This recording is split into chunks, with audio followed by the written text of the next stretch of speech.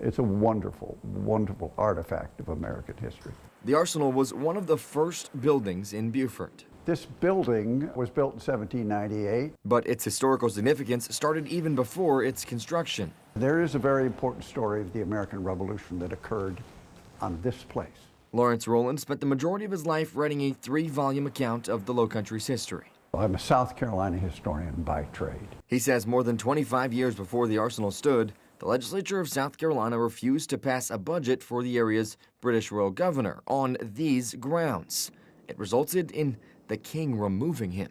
It only happened here. Historians like me have researched this event.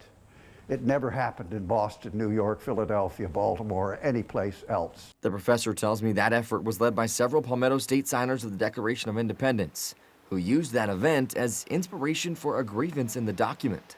It's the 4th objection in the Declaration of Independence. It means events on the arsenal's land are directly mentioned in one of our country's most famous documents. And not long later, the building staked its claim. It's built of brick, most of it.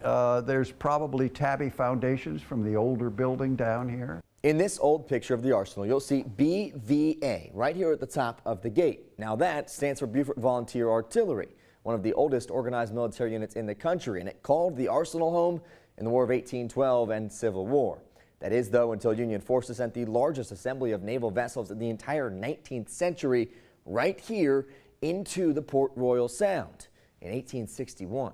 The Confederate forts really didn't stand much of a chance. And these islands became occupied for the rest of the war, and it completely transformed the history of the town. He says the arsenal is the single most prominent example of that history, as Beaufort was the first southern city captured by Union forces.